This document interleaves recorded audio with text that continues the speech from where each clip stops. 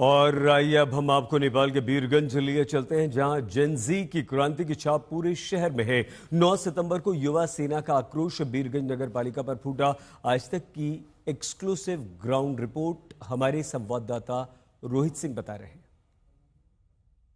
बीरगंज नगर निगम दफ्तर के हम पीछे की तरफ इस वक्त आ गए हैं। जो पीछे की तरफ जो तमाम निगम की गाड़ियां लगी हुई थी उसकी तस्वीर हम दिखा रहे हैं। यहाँ दर्जन भर गाड़ियाँ जो हैं वो यहाँ लगी हुई थी उस दिन 2 रोज़ पहले, जब प्रदर्शनकारी इस पूरे दफ्तर में घुस आए थे। और जो नगर निगम के दफ्तर को तो उन लोगों ने पूरा तहस नहस करके जला दिया, लेकिन पीछे जो गाड़ियाँ खड़ी थी दफ्तर के पीछे, तमाम गाड़ियों में जो है ज़बरदस्त आगजनी की गई है और सब गाड़ियों को जो है पूरी तरीके से जला दिया गया। आप यहाँ पर देख सकते हैं लाइन से यहाँ पर जितनी भी गाड़ियाँ थी नगर निगम की, एक एक करके आप सिर्फ देखते जाइए।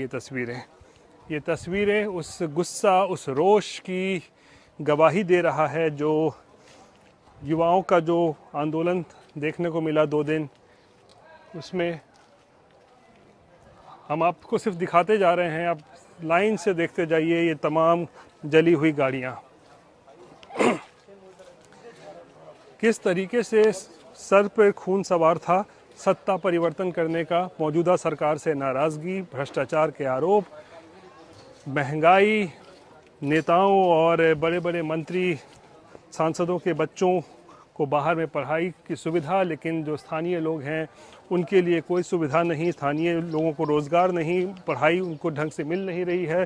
तो इन सब तमाम चीज़ों को लेकर जो है आप देखिए किस तरीके से ये पूरा आंदोलन चला। और बीरगंज में नगर पालिका का ये दफ्तर जो है अब एक तरीके से कहें तो खंडहर हो चुका है। नगर पालिका के लोग जो हैं यहाँ पे आ रहे हैं, आज से आना शुरू किया और यहाँ पे लोग देखने की कोशिश कर रहे हैं कि क्या नुकसान हुआ, कितना नुकसान हुआ है। लेकिन ये तस्वीरें बहुत भयावह है और उस क्रांति की गवाही दे रहा है जिस क्रांति को लिखने के लिए नेपाल का युवा जो है वो सड़कों पर उतरा था। कैमरा पर्सन दीपक कुमार के साथ रोहित सिंह, बीरगंज, नेपाल आज तक।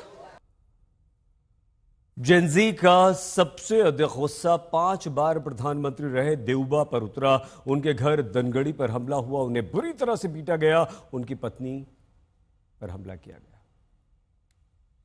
तो हम इस वक्त पहुंचे हैं शेर बहादुर देउबा के नेपाल के धनगढ़ी स्थित मकान पे। जी हां, ये वो शख्स हैं जो 5 बार नेपाली कांग्रेस के नेता भी हैं, 5 बार प्रधानमंत्री रह चुके हैं। और उनके घर के भीतर का हाल हम आपको दिखा रहे हैं, किस तरीके से भीड़ ने, मॉब ने उनके घर को पूरी तरीके से जला दिया है। अगर आप देखें चारों तरफ तो उनके सारे सामान बिखरे पड़े हैं। हमने आपको भी घर के बाहर का हाल दिखाया, भीतर जितने बेड हैं, बक्से हैं, लोगों ने लगता है पूरा बक्सा जो संदूक है उसे लूट लिया है। इस तरह की तस्वीरें आपको दिखाई देंगी। बेड पूरी तरीके से निकाला हुआ है। इसका मतलब है कि तोड़फोड़ के साथ साथ जबरदस्त तरीके से लूटपाट भी इसमें दिखाई देती है। हम आपको दिखाएं किस तरीके से जलाया गया है इस पूरे घर को। अगर आप देखेंगे तो आपको अंदाजा लगेगा। ये उनका घर और कुछ इस तरीके से पूरी तरीके से जलकर खाक हुआ है।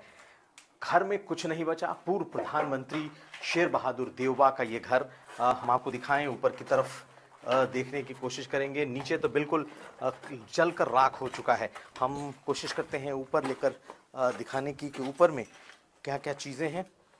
तो ये घर देखिए, नीचे से लेके ऊपर तक कुछ नहीं बचा है, सब कुछ राख है। अपने कैमरा पर्सन संदीप दुबे से कहता हूं कि वो दिखाएं कि किस तरीके का दृश्य है। अगर जिस वक्त मॉब यहाँ पहुंची होगी, कैसा भयावह दृश्य यहाँ का रहा होगा। लेकिन शायद ये लोगों का गुस्सा है और जो आम लोग हैं उनका कहना है कि अगर इतने बच्चों की मौत नहीं हुई होती, जो जेनजी हैं जिन पर गोलियां चली हैं, अगर 20-22 बच्चों की, लड़कों की मौत नहीं हुई होती तो शायद ये गुस्सा नहीं पनपता। लेकिन उन मौतों ने इस प्रधानमंत्री के घर पर जो गुस्सा दिखाया, आप अंदाजा लगाइए।